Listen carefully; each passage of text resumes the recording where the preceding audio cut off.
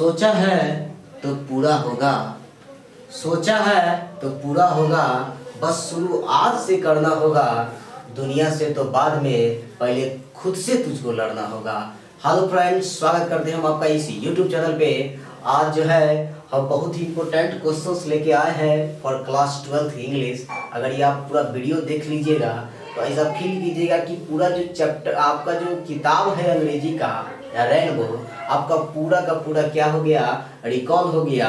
तो आप बस अंत तक बने रहिए और वीडियो को एंजॉय कीजिए, है ना। तो स्टार्ट करते हैं बिना देर किए हुए पहली क्वेश्चन की ओर। पहला क्वेश्चन क्या कर रहा है कि जॉन डन क्या कर रहा है कि John Donne is a dash poet, है ना। आप जानते होंगे, कहते हैं कि अगर आप प्रीवियस ईयर का क्वेश्चन देखे होंगे, ठीक, क्वेश्चन कई बार आपसे मुलाकात किया होगा कि जॉन डन कौन सा पोएट है। तो जॉन डन कौन सा पोएट हो जाएंगे, मेटाफिजिकल पोएट हो जाएंगे। कौन सा पोएट, मेटाफिजिकल। आफ्टर दैट आप ये जानते होंगे कि जॉन डन लिखे क्या है, तो sweetest love I do not go written by John Donne, है ना। और कौन सा पोएट है, ये मेटाफिजिकल है। अब बात करते हैं कुछ जॉन डन के बारे में। तो आप जानते होंगे जॉन डन का जो जन्म है वो 1572 इन लंदन में हुआ था। और ये कौन सा यूनिवर्सिटी में पढ़ते थे, तो ऑक्सफोर्ड यूनिवर्सिटी में पढ़ते थे, जहाँ से इनको निकाल दिया गया था बिना किसी डिग्री के। बात करें कुछ और, तो जॉन डन जो है पढ़ाई क्या किए थे, read and law and theology पढ़ाई किए थे। किस चीज़ के लिए फेमस हुए थे, सॉन्ग्स एंड सोनेट्स के लिए फेमस हुए थे। और सोनेट्स कितना लाइन का पोएम होता है, तो 14 लाइन का पोएम होता है। तो ये बातें आप जरूर याद रखें। उसके बाद इस पोएम के माध्यम से क्या कहे हैं, तो आप जानते होंगे एक्चुअली उसकी वाइफ का नाम क्या है, एना मोर है। वह उनको परसुएट कर रहे हैं, मना रहे हैं कि मैं एक्चुअली वह जाना कहाँ चाह रहे हैं, जर्मनी यात्रा पे। उसी क्रम में यह बातें, है ना, ये पोएम्स का निर्माण हुआ है। और जॉन डन अपना यात्रा का कंपेयर किसके साथ किए हैं, सन के साथ कहे हैं, किए हैं। ये चीज़ भी आपको याद होना चाहिए। और एक क्वेश्चन यहाँ से ये भी याद रखते हैं कि what are the things the sun does not have the sense and desire. ये बातें आप याद रखिएगा। यानी एक क्वेश्चन नहीं, पूरा क्वेश्चन, पूरा चैप्टर का जितने भी ऑब्जेक्टिव्स हैं सारा रिकॉल हो गया आपका, बस लास्ट तक बने रहे। आगे देखते हैं सेकंड क्वेश्चन क्या कर रहा है कि होपिंग टू किस not till death is taking from, है ना। ये एक्चुअली किताब का लाइन है। कभी कभी पूछ दिया जाता है किताब का लाइन कि यह लाइन किस चैप्टर से लिया गया है। तो आप जानते होंगे कौन सा चैप्टर से लिया गया है, तो सॉन्ग ऑफ माई सेल्फ से लिया गया है ना। आप जानते होंगे सॉन्ग ऑफ माई सेल्फ के बाद, सॉन्ग ऑफ माई सेल्फ जिसके लेखक का नाम वाल्ट व्हिटमैन है। और वाल्ट व्हिटमैन का जन्म कहाँ हुआ था, तो अमेरिका में हुआ था। उसके बाद वाल्ट व्हिटमैन कौन सा पोएट थे, तो पीपुल्स पोएट थे, है ना। ये भी बात आप याद रखेंगे, बहुत इंपॉर्टेंट है। उसके बाद वाल्ट व्हिटमैन जो थे 12 साल के पहले कौन सा काम किए थे, तो कारपेंटर का काम किए थे। ये बातें भी आप जरूर याद रखेंगे, बहुत इंपॉर्टेंट है। उसके साथ साथ आप जानते होंगे कि वाल्ट व्हिटमैन का जो पहला एडिशन आया था वो 1855 में आया था। और लास्ट एडिशन कब आया था, 1892 में, आप सभी को पता है। और इस पोएम के माध्यम से क्या कहे हैं, I celebrate my self and Singh my self, है ना। यानी ये खुद में ही जश्न मनाते हैं और खुद के लिए ही गाते हैं। तो इस चीज़ को याद रखेंगे और यह लाइन को जरूर याद रखेंगे। कभी कभी एक्सप्लेनेशन में भी आ जाता है सीधा 4 नंबर के लिए। तो ऑब्जेक्टिव के साथ साथ आपका जो है कुछ कुछ मैं बता रहा हूँ कि एक्सप्लेनेशन में भी आता है, तो ये भी आप ध्यान रखेंगे। आगे चलते हैं थर्ड क्वेश्चन की ओर कि the lips are following dash, है ना। ये एक्चुअली आपका चैप्टर का नाम है, तो आप जानते होंगे इसका आंसर, है ना, क्या हो जाएगा, the lips are following fast, है ना। अच्छा, now the lips are following fast, इसके लेखक का नाम क्या है, तो आप जानते होंगे W.H. Auden है, who won the Pulitzer Prize in 1948 for the Age of Anxiety। आप इस चीज से भी अवगत रहे। अच्छा, आप ये जानते हैं कि इस पोएम में डम कौन हो गई है, तो नाइटिंगेल जो है डम हो गई है। और कोई एंजल नहीं आएगी हमें सपोर्ट करने के लिए, याद कीजिए। एंड वो जो व्हाइट वाटरफॉल्स था कुड ब्लेस अस, है ना, travellers in their last distress. ये भी बातें आप याद रखेंगे, आपको पोएम से जो है माध्यम से आप पढ़े होंगे, लाजवाब पॉइंट्स है। उसके बाद वेस्पेरिंग नेवर्स का मतलब क्या होता है, तो मैसेंजर ऑफ डेथ। और यही क्वेश्चन 2 नंबर के लिए आया हुआ है, जानते हैं 8 वाला 2022 का जो एग्जाम हुआ है, सीधा क्वेश्चन 2 नंबर के लिए आया था, हु आर वेस्पेरिंग नेवर्स। भाई सीधा लिखना मैसेंजर ऑफ डेथ, बाद बाकी छोड़ ले, 2 नंबर मिल जाएगा। आफ्टर दैट क्या, आफ्टर दैट आप ये बात भी याद रख सकते हैं कि नर्सेस फ्लावर्स मतलब क्या होता है, तो नर्सेस फ्लावर्स मतलब होता है सपोर्टिंग ट्री, तो इसको जरूर याद रखना है। आगे चलते हैं next question, who wrote लामिया and Hyperion, है ना। लामिया एंड हाइपेरियन यानी लामिया के लेखक कौन थे एंड हाइपेरियन के लेखक कौन थे, तो आप जानते होंगे इसका आंसर भी बहुत लाजवाब है। इसका आंसर क्या हो जाएगा, तो जॉन किट्स हो जाएगा, है ना। यहाँ पे देखिए जहाँ पे आपको जॉन किट्स रहेगा वहाँ पे जॉन डन जरूर रहेगा, तो कंफ्यूज मत हो जाइएगा, लामिया के लेखक कौन हो जाएंगे, जॉन किट्स हो जाएंगे। अच्छा बात करते हैं जॉन किट्स के बारे में, तो क्या लिखे हैं, और टू एटम लिखे हैं, आपके चौथा नंबर चैप्टर है और टू एटम। एंड और टू एटम आप जानते हैं, उसके बाद इनको जॉन किट्स को क्या हो गया था, ट्यूबरक्लोसिस हो गया था और मात्र 26 साल की एज में ये मर गए थे। और जॉन किट्स को क्रिकेट एंड बॉक्सिंग में क्या है, बहुत ही ज़्यादा इंटरेस्टेड है। एंड इसका जो पहला पोयम, इसका जो फर्स्ट पोयम पब्लिश्ड हुआ था 1814 में पब्लिश्ड हुआ था, ये बातें भी याद रखेंगे। और पोयम का नाम क्या था, line imitation of Spenser was published in 1814। अब इस चीज को याद रखेंगे, बहुत ही लाजवाब है, कई बार क्वेश्चन भी आया है, नहीं आता हो तो मेंशन कर लीजिए अपने नोटबुक में, है ना। 1814 में पब्लिश्ड हुआ था लाइन इमिटेशन ऑफ सस्पेंसर, आपको प्रीवियस ईयर में क्वेश्चन भी मिल जाएगा।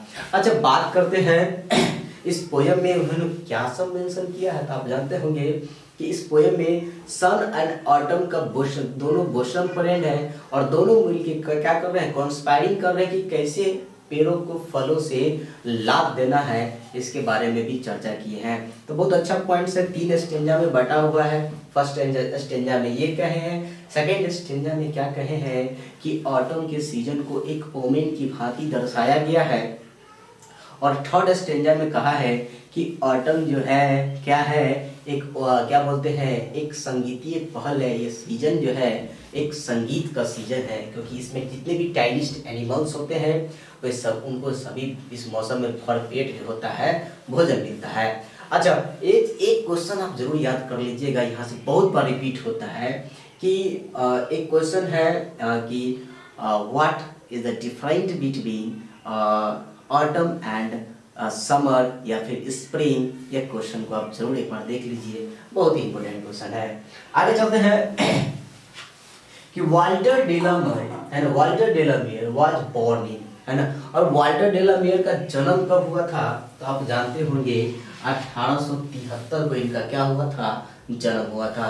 1873 को तो जन्म हुआ था, लेकिन भाई आप ये तो बता दीजिए कि ये लिखे क्या है, तो क्या लिखे, एनिपिटैफ। एनिपिटैफ का मतलब क्या होता है, inscription of tomb. And Walter de la Mare कौन सा पोएट थे, मॉडर्न पोएट थे। उसी के साथ साथ जॉन किट्स कौन सा पोएट थे, तो रोमांटिक पोएट थे, या कीजिए शाहरुख खान। उसके साथ आप जानते हैं कि वाल्टर डेलामियर और क्या सब इसमें मेंशन किए हैं, तो आप जानते होंगे एक ब्यूटीफुल लेडी का चर्चा किए हैं जो वेस्ट कंट्री से बिलोंग करती है, लेकिन उसके मरने के बाद उसका ब्यूटी क्या हो गया, वेनिसेस हो गया। अकॉर्डिंग टू द पोएट बोले हैं, beauty is the not part of life. इतना बात को जरूर याद रखेंगे, बहुत इंपॉर्टेंट बातें हैं जिसको मैं आपसे शेयर कर रहा हूँ। एंड पूरा का पूरा लास्ट तक ये वीडियो देखिएगा, आपको लगेगा कि गर्दा उड़ा दिए हैं, ठीक है। अब देखते हैं next question, in heart at peace under an English heaven is taken from. यह लाइन दिया गया है ना, और आपसे पूछ रहा है कि ये लाइन जो है कहाँ से लिया गया है, यानी in heart at peace under an English heaven, आप जानते होंगे, है ना। इसका आंसर क्या हो जाएगा, द सोल्जर हो जाएगा, क्योंकि इस प्रकार का क्वेश्चन आप जानते हैं बार बार जो है आपका एग्जामिनर पूछता है। उसके साथ साथ अगर आपको लिखना है तो आप ये भी लिख सकते हैं, a pulse in the internal minds, a pulse in the internal minds, ये भी क्वेश्चन कई बार पूछा गया है द सोल्जर से। अब बात करते हैं द सोल्जर के लेखक कौन हो जाएंगे, रॉबर्ट ब्रोक। और रॉबर्ट ब्रोक जो है कौन सा पोएट है, वार पोएट है। और द सोल्जर क्या है, तो सोनेट्स है। और सोनेट्स कितनी लाइन की पोएम होती है, कविताएं, तो 14 लाइन की कविताएं होती है। अच्छा, आप ये भी चीज याद रख सकते हैं कि द सोल्जर के जो लेखक हैं रॉबर्ट ब्रोक्स, उनको एक कवि जो है W.B. येट्स काफ़ी तारीफ किए थे। ये का क्या है, हैंडसमेस्ट मैन है, यानी काफ़ी सुंदर मैन है। और आप ये भी जानते हैं कि इनका जो मृत्यु है बहुत कम समय में ही हो गया था, और ये फर्स्ट वर्ल्ड वार में ज्वाइन भी हुए थे। तो ये सभी बातें आप जरूर याद रखेंगे। फर्स्ट वर्ल्ड वार है ना, आपसे ये भी क्वेश्चन पूछा जा सकता है, who joined in first world war, right answer क्या हो जाएगा, रॉबर्ट ब्रोक हो जाएगा। इतनी बातें जरूर याद रखें इस चैप्टर से। आगे कहते हैं कि मेकाविटी मूव्स लाइक अ, है ना, मेकाविटी मूव्स लाइक अ, है ना, आप जानते हो कि इसका आंसर क्या हो जाएगा, स्नेक हो जाएगा। मेकाविटी जो है ना मूव्स करती है ना, किसके समान मूव्स करती है, तो एक स्नेक के समान टर्न टू टर्न मूव करती है। अच्छा, बात करें मेकाविटी के, मेकाविटी द मिस्ट्री कैट के लेखक कौन है, तो T.S. एलियट है। यहाँ से ये याद रख सकते हैं। एंड यहाँ से तो बहुत सारा क्वेश्चन आता होगा, आप बार बार देखे होंगे। द वेस्टलैंड के लेखक कौन है, द वेस्टलैंड के लेखक कौन है, द वेस्टलैंड के लेखक कौन है, बार बार आपको रिकॉल करवा रहा हूँ। द वेस्टलैंड के लेखक कौन हो जाएंगे, तो T.S. एलियट हो जाएंगे, ये याद रखना है। अच्छा, बात करते हैं मेकाविटी के बारे में, तो इन्होंने क्या सब किया है, बताया है मेकाविटी के बारे में। यानी मेकाविटी का एक सहारा लिया है बिल्ली का, और सीधा अटैक किस पे किया है, क्रिमिनलों पे, है ना। कि इन्होंने कहा है he breaks the every humans law, है ना, इन्होंने मनुष्य के सारे नियमों को क्या कर दिया है, तोड़ दिया है। यहाँ तक कि लॉ ऑफ ग्रेविटी को भी तोड़ दिया है। लॉ ऑफ ग्रेविटी का मतलब होता है, अगर किसी चीज को हम ऊपर की ओर फेंकते हैं तो उसका नीचे आना 100% संभव है। लेकिन इनका जो क्राइम है वह दिन पर दिन क्या होते जा रहा है, ऊपर ही उठते जा रहा है। किसी फकीर में इतना दुआ बददुआ नहीं कि इसके जो क्राइम को है नीचे की ओर कर दे। एंड ये स्कॉटलैंड यार्ड वालों के लिए बहुत ही चिंता का विषय है, मेकाविटी द मिस्ट्री कैट, ये भी याद रखेंगे।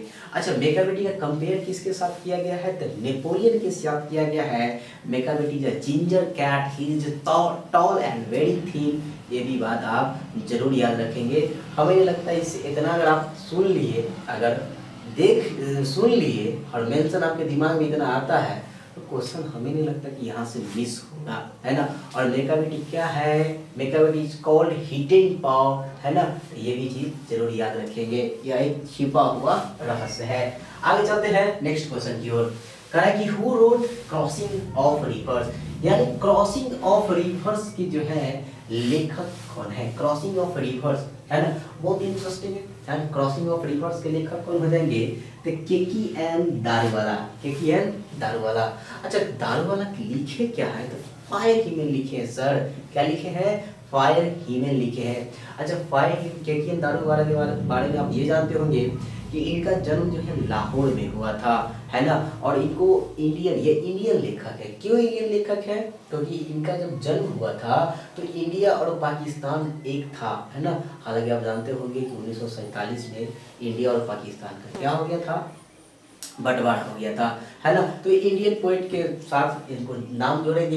एंड KKN दारूवाला का धर्म क्या है, तो जोरोस्ट्रियन है। जोरोस्ट्रियन का मतलब क्या होता है, पारसी होता है, ये भी चीज आप जरूर याद रखेंगे।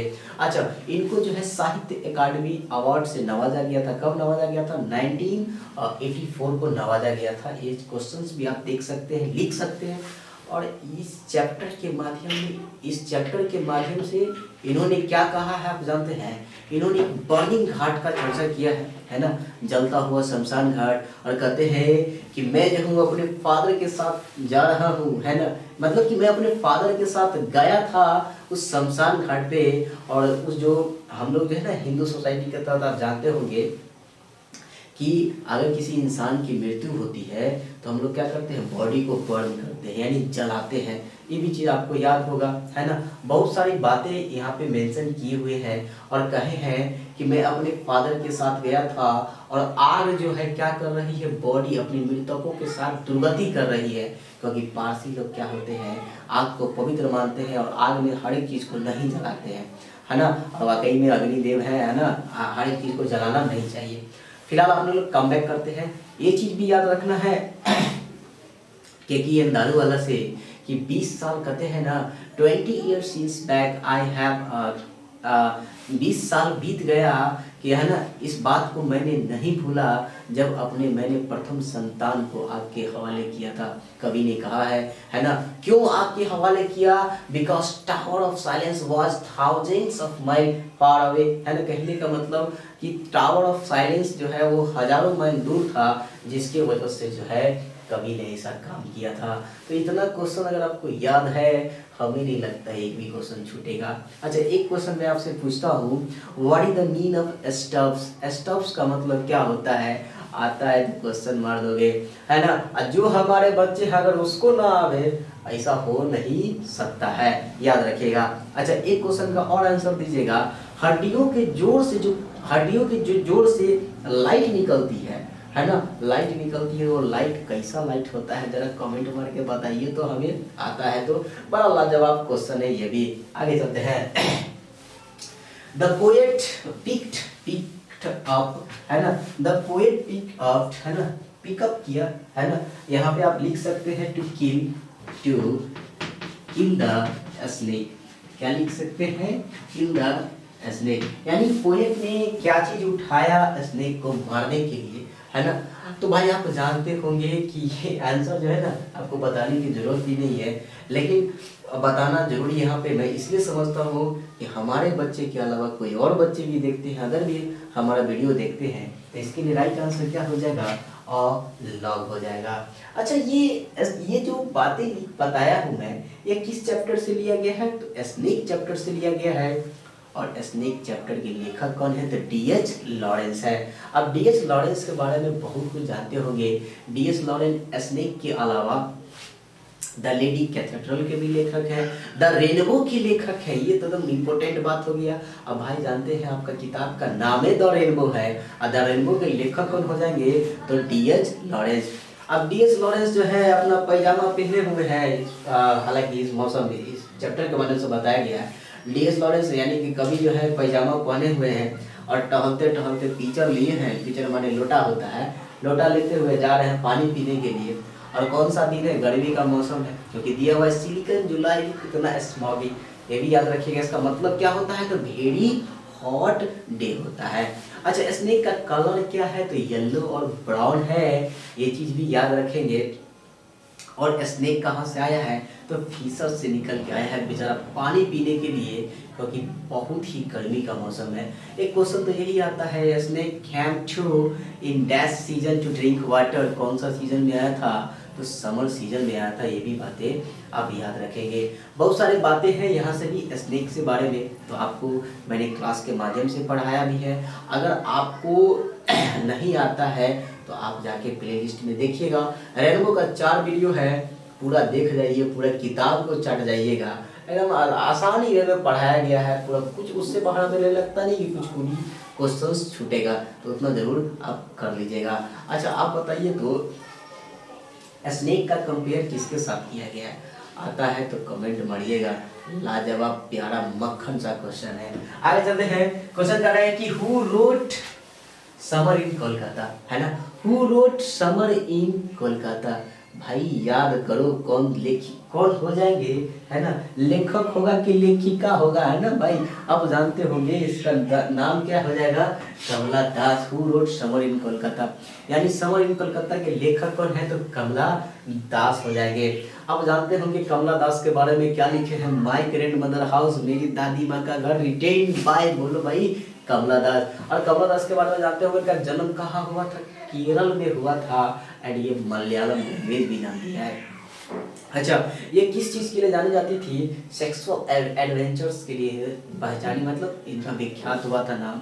और उसके साथ साथ आप जानते हैं यस अल्लाह के लेखक, सायरेन के लेखक, only saint know how to sing के लेखक भी कौन हो जाएंगे? कमला दास हो जाएंगे। बहुत इंपॉर्टेंट चैप्टर है। क्यों इंपॉर्टेंट है? अपना इंडियन पोएट है ना, यानी इंडियन पोएट्रेस है, यानी कि भारतीय कवित्री है। और भाई आप जानते हैं इंडिया का जो लेखक है, लेखिका है, उसको तो पूरा प्यार से पढ़ के जाइए, एक भी क्वेश्चन छूटना नहीं चाहिए। अच्छा, बात करते हैं इस चैप्टर के माध्यम से। तो इस चैप्टर के माध्यम से इन्होंने क्या कहा है? तो अपना जो है ना कही है कि there was a house now far away from, है ना, यानी कहने का मतलब है कि एक हाउस है जो अभी दूर है, मैं वहाँ जाना चाहती हूँ नहीं, लेकिन नहीं जा रही हूँ। तो वहाँ पे एक मेरी दादी माँ थी जो, लेकिन अब क्या हो गई है, मर गई है। और घर जो है सन्नाटे में मतलब सन्नाटा पसर गया है। और ये भी करिए कि जब मैं छोटी थी तो उस किताबों मतलब अपनी दादी माँ के घर के बारे में मेंशन की है कि जब मैं छोटी बच्ची थी तो किताबों के बीच में क्या मूव करता था? स्नेक मूव्स करता था, जिसको देख के मैं डर जाती थी। ठंड, मेरा जो ब्लड है वो लाइक का मून के समान ठंड पड़ जाता था। तो ये भी बातें आप जरूर याद रखेंगे। सारा इम्पोर्टेंट है, कुछ डिफिकल्ट नहीं है, बस आप केवल सुनिए और सारे के सारे क्या कर दीजिए, क्लियर कर दीजिए। अब देखते हैं कुछ नया क्वेश्चंस। नेक्स्ट क्वेश्चन कर रहा है, my experiments with truth is the autobiography of, है ना, यानी my experiment with truth is the autobiography of dash, है ना, यानी कि माई एक्सपेरिमेंट विथ ट्रूथ किसका ऑटोबायोग्राफी है? तो आप यह अच्छी तरीक़ा से जानते होंगे ये किनका है। तो M Gandhi, I mean Mahatma Gandhi, है ना। और यहाँ से आप एक क्वेश्चन और देख सकते हैं, है ना, कमला दास का क्या था ऑटोबायोग्राफी क्या था? तो माई स्टोरी था। ये भी आप जरूर याद रखेंगे। अच्छा, बात करते हैं महात्मा गांधी के बारे में कि इन्होंने क्या कहा था। तो आप अच्छी तरीक़ा से कि कौन सा चैप्टर लिखे थे, तो आप अच्छी तरीक़े से जानते होंगे कि इंडियन सिविलाइजेशन एंड कल्चर के लेखक कौन है? महात्मा गांधी। और इंडियन सिविलाइजेशन एंड कल्चर के अलावा इन्होंने और क्या लिखा है? तो यंग इंडिया के लेखक भी यह महात्मा गांधी हो जाएंगे। अच्छा, आप जानते होंगे कि महात्मा गांधी का जन्म कहाँ हुआ था? तो पोरबंदर इन गुजरात हुआ था। तो इसके भी बात में आपको याद होना चाहिए, ये छोटी छोटी बातें भी 2 अक्टूबर को हुआ था।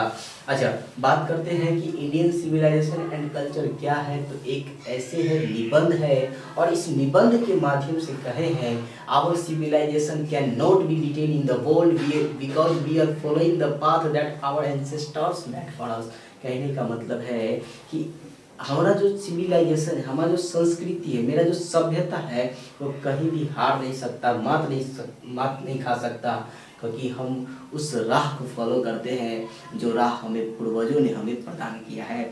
यानी इस ऐसे के माध्यम से महात्मा गांधी जो है इंडियन सिविलाइजेशन का कंपेयर किसके साथ किए हैं? वेस्टर्न सिविलाइजेशन के साथ किए हैं। और कहे हैं और सब बढ़िया बढ़िया बात बोले हैं। क्या बोले हैं? Mind is a restless bird, it more gets the it more wants and remain unsatisfied, so we should not indulge in our passage. कहने का मतलब ये है कि हमारा जो मस्तिष्क है ये बेचैन चिड़िया की तरह है ना, या रेस्टलेस बर्ड है। एक क्वेश्चन तो यहीं से आया हुआ है। उसके बाद कहते हैं कि जितना ही चाहता है ना, मतलब कि अगर मान के चलो कि अगर ये चाह रहा है कि आज जो है ना हम 10,000 रुपया कमा रहे हैं, तो ये चाह रहा है कि 20,000 कमाए। और जिस दिन आप 20,000 कमाइएगा तो ये चाहेगा हम 40,000 कमाए। और जिस दिन आप 40,000 कमाइएगा ना, फिर भी ये कहेगा हम 80,000 कमाएंगे। ये कभी संतुष्ट नहीं होता है। तो महात्मा गांधी का मानना है कि हमें अपनी भावनाओं को कंट्रोल करके रहना चाहिए। महात्मा गांधी कहे हैं कि हमें शहरों में नहीं रहना चाहिए, क्योंकि शहर में जो है चोर उचक्के रहते हैं जो हमें क्षति पहुंचा सकते हैं, है ना। We should not adopt western civilisation because modern civilisation is worship of materials, क्योंकि वे लोग जो है किसकी पूजा करते हैं? मटेरियल्स की पूजा करते हैं। ये चीज़ भी आप जरूर याद रखेंगे।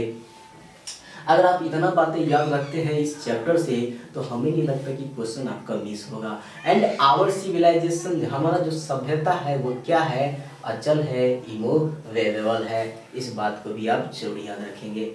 अच्छा, आप देखते हैं सेकंड क्वेश्चन, नेक्स्ट क्वेश्चन कि doctor Zakir Hussain took the oath as, यानी doctor Zakir Hussain took the oath as president, इसका आंसर हो जाएगा।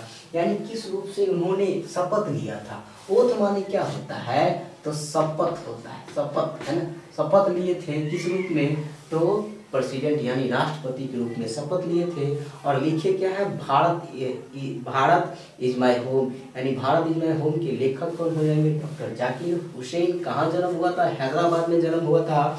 और राष्ट्रपति बनने से पहले कहाँ के गवर्नर थे, तो अपना बिहार के गवर्नर थे। और आप जानते होंगे कि 1967 में इन्होंने राष्ट्रपति के रूप में क्या दिया था, शपथ दिया था, है ना। कई बार क्वेश्चन ये जाता है कि यह जो है राष्ट्रपति कब बने थे, तो 1967 में। भारत इज माय होम जो स्पीच है ये कब डिलीवर्ड किया गया था उनके द्वारा, तो 1967 में। और ये कहे हैं, इनका मानना है क्या कि education is the only instrument which can develop a man, state and nation. कहते हैं एजुकेशन ही एक ऐसा साधन है, माध्यम है जो किसी भी राष्ट्र को, किसी भी मनुष्य को, किसी भी राज्य को आगे बढ़ा सकता है ना। और आप जानते होंगे कि जब एजुकेशन पे इतना ध्यान दे रहे थे, इनका मोरल आइडल कौन होंगे या किनको मानते थे, तो सर्वपल्ली राधाकृष्णन को मानते थे। अच्छा, एक बात आप यहाँ से ये भी याद रख सकते हैं, डॉक्टर जाकिर हुसैन जो है वो अपने देश का 3rd राष्ट्रपति है और प्रथम मुस्लिम राष्ट्रपति है। क्या पता यही क्वेश्चन आ जाए, तो ये छोटी छोटी बातें भी आप जरूर याद रखेंगे। तीसरा राष्ट्रपति और पहला मुस्लिम राष्ट्रपति, तो ये भी आप याद रख सकते हैं। आगे चलते हैं, dash went to the minister in Jodhpur court, है ना।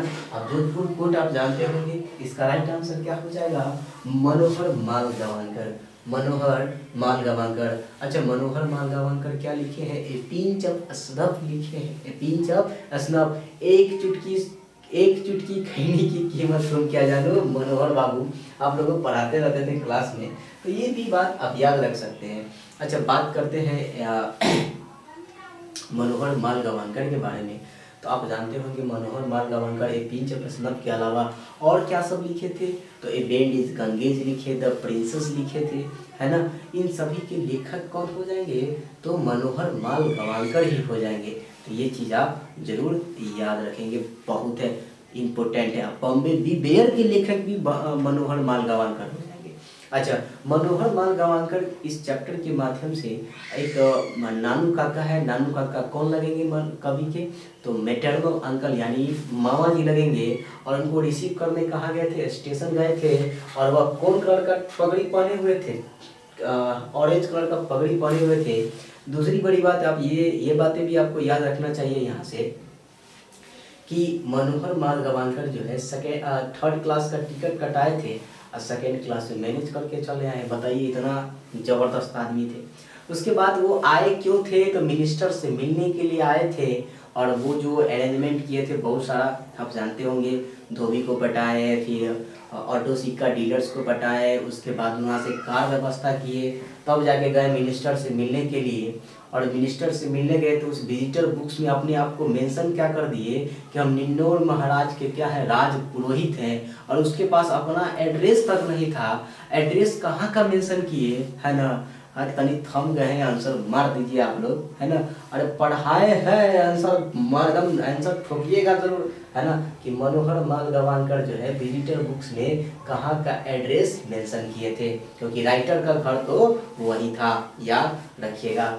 आगे चलते हैं, नेक्स्ट क्वेश्चन कि negroes are the former dash of America. अब नेग्रो का मतलब क्या होता है, नेग्रो का मतलब होता है काले लोग, है ना। पहले थे अमेरिका के क्या थे, तो आप जान सकते हैं स्लेव्स थे, यानी अमेरिका में गुलाम थे, है ना। अच्छा, ये लाइन जो ये वर्ड में ये जो क्वेश्चन है किस चैप्टर से लिया गया है, तो आई हैव अ ड्रीम से लिया गया है। आई हैव अ ड्रीम क्या है, तो एक स्पीच है, कब दिया गया, 1963 को दिया गया। किनके द्वारा दिया गया, तो आप जानते होंगे मार्टिन लूथर किंग जूनियर के द्वारा दिया गया। और मार्टिन लूथर किंग जूनियर को जो है नोबेल प्राइज से भी नवाजा गया है 1964, यानी एक साल बाद 1963 में स्पीच दे लो और 1964 में इसको नोबेल प्राइज मिल गया था। आज मार्टिन लूथर किंग जूनियर का मॉडल आइडल कौन हो जाएंगे, महात्मा गांधी, क्योंकि ये महात्मा गांधी को फॉलो करते थे, मानते थे। इनका मानना है कि असत्य और अहिंसा ही बड़ा बढ़िया है, यानी कि महात्मा गांधी जिस तरह, महात्मा गांधी का चीफ वेपन्स क्या था, ट्रूथ है ना, नॉन वायलेंस, तो इनका भी वही था। अच्छा, इनका क्या सपना था भाई, आई हैव अ ड्रीम जो लिखे हैं मार्टिन लूथर किंग जूनियर, ये कहे हैं कि हमारा सपना उस दिन साकार होगा कि जो जॉर्जिया का जो लाल पहाड़ी है ना, वहाँ पे गुलाम के बच्चे और गुलाम के मालिक के बच्चे जिस दिन एक साथ बैठ जाएंगे ना, वो दिन हमारा सपना का हो जाएगा, साकार हो जाएगा, इनका सपना था। अच्छा, आई हैव अ ड्रीम कितनी बार रिपीट किए हैं, आता है तो कहीं कमेंट मारिएगा, है ना, देखें कि आप कितना तैयार हैं, है ना, कि अपने स्पीच के दौरान कितना बार रिपीट किए हैं। चलिए कमेंट जरूर मारिएगा, देख रहे हैं ना। आगे चलते हैं, आगे कहते हैं कि civilisation taught us to be, है ना, यानी सिविलाइजेशन सभ्यता जो है हमें क्या सिखाता है ना, आप इस चीज के बारे में जानते होंगे। कहता है civilisation taught us to be human, civilisation कहता है कि आप मानव बनिए, क्या बनिए, मानव बनिए। और ये क्वेश्चन किस चैप्टर से लिया हूँ, तो ideas that have help mankind written by Bertrand Russell. अब ब्रेटन रसल के बारे में जानते होंगे कि 1950 में जो है इनको नोबेल प्राइज से नवाजा गया था। कब नवाजा गया था, याद रखिएगा, कब नवाजा गया था, तो 1950 में इनको नवाजा गया था।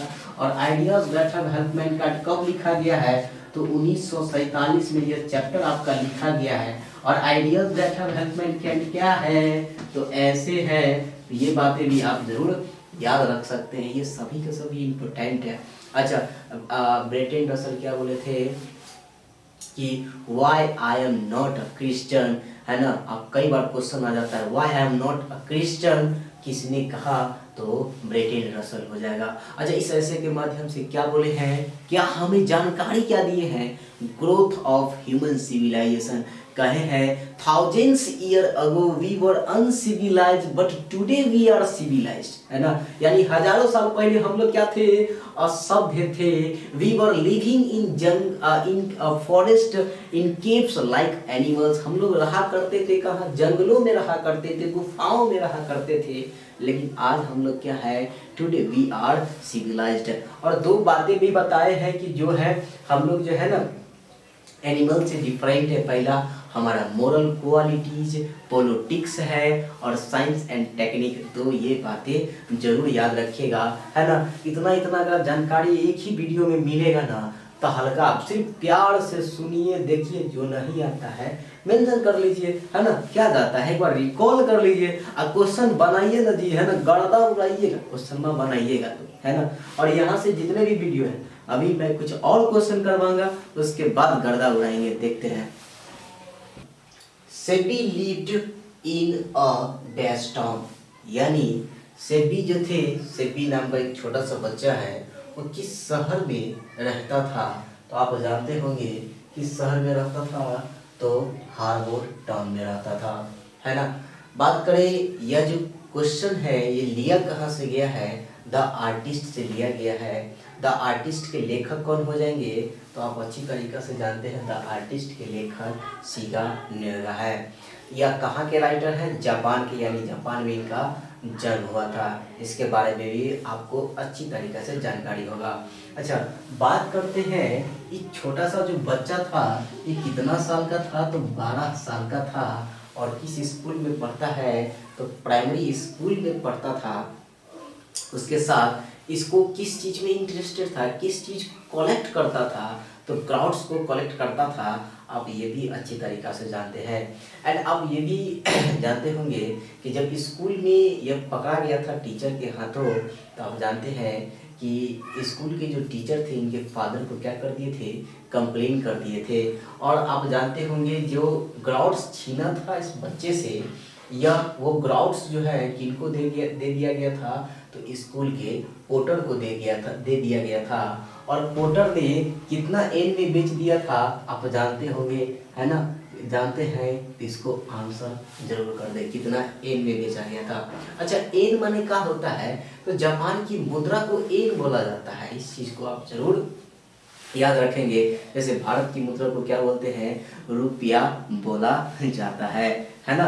आगे चलते हैं नेक्स्ट क्वेश्चन की ओर। नेक्स्ट क्वेश्चन कह रहा है कि German Greer is a famous feminist writer. अरे भाई, मैंने तो क्वेश्चन के अलावा मैंने एक लाइन लिखा, जबरदस्त लिखा कि जर्मन ग्रीड जो थी एक फेमस फेमिनिस्ट राइटर थी, इस चीज को याद रखेंगे। वाज बॉर्न इन, अब जर्मन ग्रीड का जन्म कहाँ हुआ था, तो आप जानते हैं जर्मन ग्रीड का जन्म कहाँ हुआ था, ऑस्ट्रेलिया में हुआ था। अच्छा, बात करते हैं जर्मन ग्रीड क्या लिखे हैं। ए चाइल्ड इज बॉर्न के लेखिका है Germaine Greer. A child is born के अलावा क्या लिखे हैं, द फीमेल ईनिक भी इन्हीं की रचनाएं हैं। और इस ऐसे आप जानते होंगे कि एक चाइल्ड इज बॉर्न क्या है, एक ऐसे है, और एक ऐसे, इस ऐसे के माध्यम से क्या बताई है कि कैसे एक चाइल्ड बर्थ कंडक्ट होता है ट्रेडिशनल सोसाइटी में, इस चीज़ के बारे में आप जानते होंगे। जैसे बहुत सारे बातें कहे हैं कि जैसे ही एक वोमेन जो है प्रेग्नेंट होती है तो उसको एंजाइटी मुक्त रखा जाता है, चिंता मुक्त रखा जाता है, क्योंकि अगर वो चिंता करेगी तो उसका प्रभाव उसके बच्चे पे पड़ेगा। आप जानते होंगे कि एक महिला प्रेग्नेंट होती है उसको भारी काम तक नहीं करवाया जाता है, ये भी आप बात जानते होंगे। और इन्होंने कहा है कि एक महिला जैसे ही अपने प्रथम बच्चे को जन्म देती है, अपना सरनेम खो बैठती है और अपने प्रथम पुत्र या प्रथम पुत्री के नाम से जानी जाती है।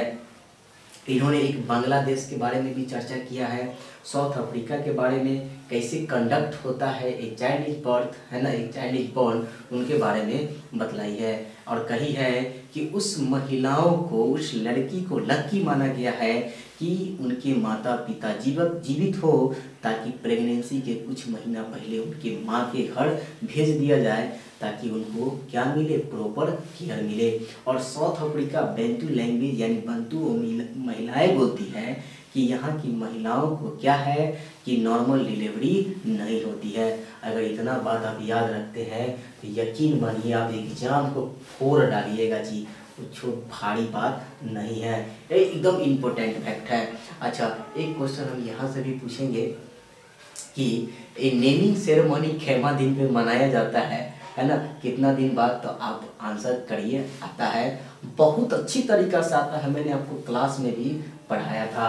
आगे चलते हैं नेक्स्ट क्वेश्चन की ओर। Who wrote a natural death, gaudy nights and उसके साथ साथ नाइन टेलर्स। मैंने यहाँ पे तीन लिखा कि किसने लिखा unnatural death, gaudy nights and nine tailors की लेखिका कौन है, तो आप जानते होंगे DL Sayers, I mean Dorothy L Sayers. अच्छा, डीएल सैयर क्या लिखे हैं, how free is the press की लेखिका है डीएल सैयर।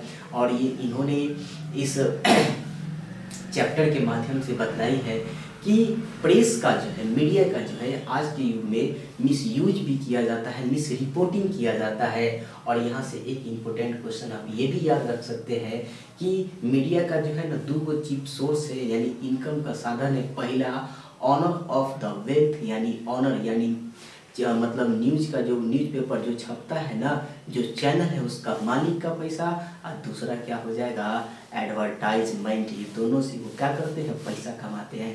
अच्छा, प्रेस को जो है रेस्ट्रिक्शन यानी रोक लगाया जाता है, किस टाइम में, इस क्वेश्चन का आंसर आप दीजिए, आपको आता है, क्योंकि आप प्रैक्टिस कर रहे हैं ना, और प्रैक्टिस कर रहे हैं तो एक आध क्वेश्चन तो बनती है ना। मीडिया को रिस्ट्रिक्ट कर दिया जाता है, रोक लगाया जाता है, कहाँ पे।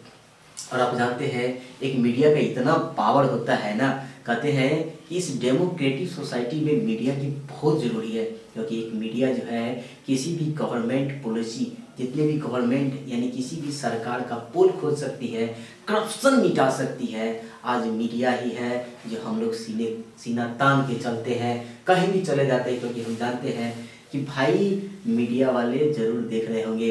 दूसरी बड़ी बात आप जानते हैं, हमारा संविधान में चौथा स्तंभ का दर्जा इसको मिला है, किसको, तो मीडिया को। इतना बात अब काफ़ी है आपके लिए। आगे चलते हैं नेक्स्ट क्वेश्चन कि H.E. Bates worked for some time as a dash, है ना। अब H.E. Bates जो थे कुछ समय के लिए कौन सा काम किए थे, तो कुछ समय के लिए आप जानते होंगे जर्नलिस्ट का काम किए थे। कुछ समय के लिए क्या किए थे, जर्नलिस्ट का काम किए थे। अच्छा, बात करें H.E. Bates के बारे में तो आप जानते होंगे H.E. Bates क्या लिखे हैं, तो आप अच्छी तरीक़ा से जानते होंगे H.E. Bates द अर्थ लिखे हैं। द अर्थ क्या है, एक स्टोरी है, शॉर्ट स्टोरी है, और इस स्टोरी के माध्यम से इन्होंने कहा है क्या, उस पेरेंट्स को डेडिकेट किया है जो पेरेंट्स अपने बच्चों पे टू मच ट्रस्ट करते हैं, विश्वास करते हैं कि हमारा बच्चा एक दिन हमारा नाम रोशन करेगा, है ना। अच्छा, इस चैप्टर के माध्यम से एक जॉनसन है। जॉनसन क्या काम करते हैं, तो सिंपल सा फार्मर है और सैंडर्स से कुछ ज़मीन जो है एनुअल रेंट पर ले रखे, उस पर खेती बाड़ी करते, बहुत हार्ड वर्किंग मैन है। और जॉनसन का मात्र एक ही बेटा है जिसका नाम क्या है, बेंजी, और बेंजी मात्र 14 साल की एज में पढ़ाई लिखाई छोड़ चुका है। उसके बाद कहानी क्या कहता है कि भाई एक ही माँ बाप का पुत्र है ना बेंजी, उसको ले गया डॉक्टर के पास कि चलिए दिखा देते हैं, एक इकलौता बेटा है ना, कि भाई तो इकलौता है लेकिन फिर खराब हो जाएगा। तो डॉक्टर के पास गया, डॉक्टर चेकअप किया, बोला आपका बेटा बिल्कुल स्वस्थ है ना। इसको कहने का मतलब है ना मन भौका वाला रोग लगल है, एक घोपुआ है, इसको काम करवाओ, है ना, किसी काम में इंगेज कर दो। तो बेंजी के पापा ने मार्केट से कुछ मुर्गियाँ लाया और इसको काम में इंगेज कर दिया। धीरे धीरे जानते हैं बेंजी जो है gradually learn all tricks of business सीख लिया और अंडा बेच बेच के पैसा कमाने लगा। और उसको मुलाकात हुई एक लड़की से, लड़की का नाम क्या था, फ्लोरेंस, और फ्लोरेंस के साथ उसका विवाह हो गया। और विवाह होते ही फ्लोरेंस का बिहेव जो था उसके बेंजी के माँ बाबूजी के साथ अच्छा नहीं था, और बेंजी लास्ट में क्या करता है आप जानते होंगे, अपने ही माँ बाप को शहर के बीचों बीच ले जाके छोड़ देते हैं। कौन सा भेन में, तो फोर्ड भेन में। अच्छा, आप यहाँ से एक बात और याद रख सकते हैं कि बेंजी को उसके माँ बाबूजी हैं कितना एज में दिए थे पासबुक कि लो बेटा पैसा जमा करो, तो 21 साल के एज में दिए थे, है ना। और आपके लिए क्वेश्चन रहेगा H.E. बेट्स का पहला नोवेल जो पब्लिश हुआ था उसका एज कितना था, आंसर मार दीजिएगा ना। H.E. बेट्स का पहला नोवेल पब्लिश किस एज में हुआ था, H.E. बेट्स का कितना साल था, आंसर मारिए ना जी, आपको आता है तरीका से। अच्छा, बात करें Pearl S Buck won the Nobel Prize in Dash। Pearl S Buck को नोबेल प्राइज कब दिया गया, तो 1938 को दिया गया, यानी 1938 में पर्ल एस बक को नोबेल प्राइज से नवाजा गया। अच्छा, पर्ल एस बक क्या लिखी है, तो इंडिया थ्रू ए ट्रैवलर्स आई लिखी है, और यह एक ऐसे है और ऐसे के माध्यम से मतलब बतलाई है कि मैं इंडिया के बारे में ही बतलाई है।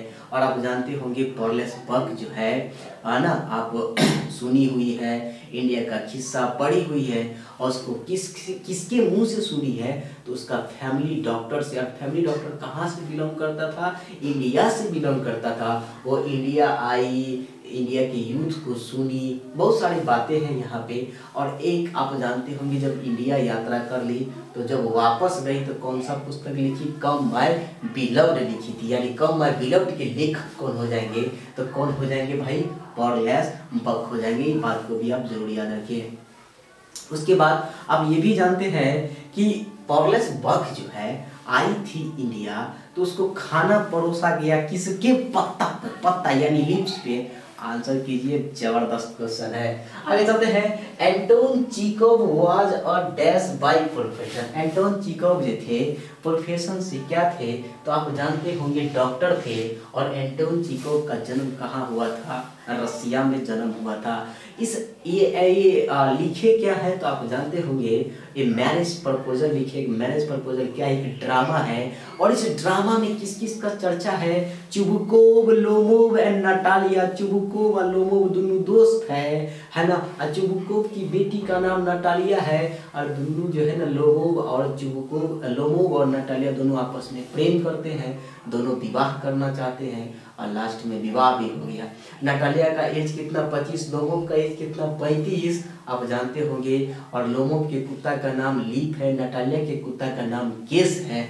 इससे भी बाहर क्वेश्चन आएगा जी, कुछ छो नहीं आएगा, आप इतना जरूर याद रखेंगे। तो ये रहा कुछ इंपॉर्टेंट क्वेश्चंस आपके लिए, सबसे बेहतरीन क्वेश्चंस है, आप प्रैक्टिस कीजिए एंड मुलाकात करते हैं आपको नेक्स्ट वीडियो में। अच्छा लगे तो हमारे वीडियो को लाइक करें एंड चैनल को सब्सक्राइब करें एंड बेल आइकन को दबा दें। थैंक यू दोस्त।